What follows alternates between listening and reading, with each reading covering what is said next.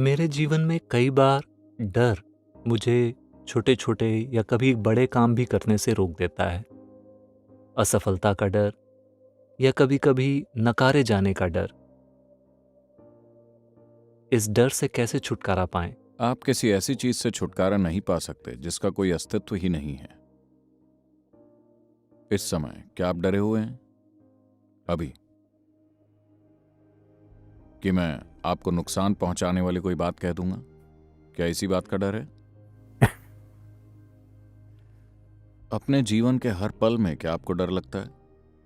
नहीं। तो जब आप डर में नहीं होते, बस वैसे ही बने रहिए, क्योंकि डर पैदा करने के लिए आपको बढ़ा चढ़ाकर कल्पना करनी होगी। डरा हुआ न होने के लिए आपको कुछ भी नहीं करना होता। डर पैदा होता है जरूरत से ज्यादा कल्पना के कारण। जो चीजें नहीं हुई हैं, आप उन्हें भी बना रहे हैं।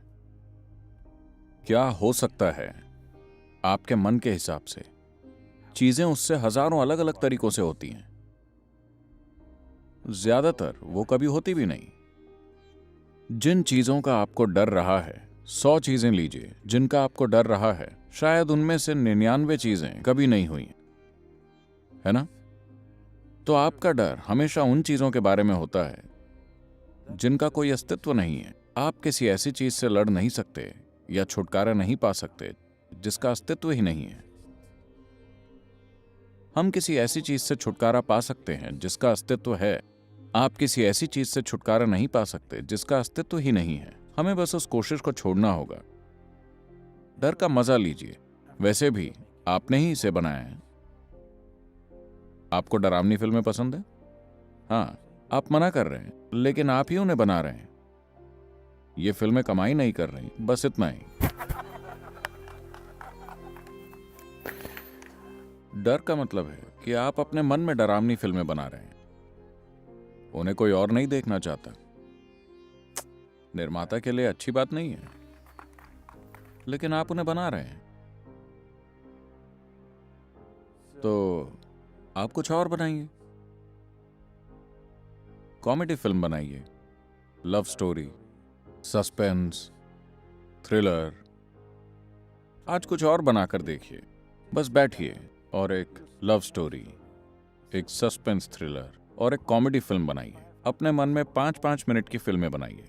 सच में अपने मन का अलग तरह से इस्तेमाल शुरू करें। ये एक ढर्रे पर चलने लगा है।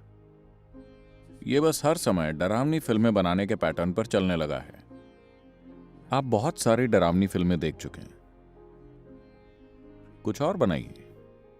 ऐसा नहीं है कि अगर आप ऐसी फिल्में बनाएंगे तो वही चीजें आपके जीवन में होने लगेंगी। हो सकता है कि वो ना हो। कम से कम आप फिल्मों को एंजॉय करेंगे। हकीकत में हो सकता है वो ना हो। दुनिया में जो चल रहा है, अगर आप उसका आनंद नहीं ले पा रहे, तो कम से कम आपके मन में जो चल रहा है उसका तो आनंद लीजिए। हर इंसान को इतना अधिकार तो है ही, है कि नहीं? अगर दुनिया उसके प्रति दयालु ना हो, तो कम से कम उसका खुद का मन तो उसके प्रति दयालु होना चाहिए। कुछ अच्छी फिल्में बनाइए। शांति जीवन का परम लक्ष्य नहीं है, यह सबसे बुनियादी जरूरत है।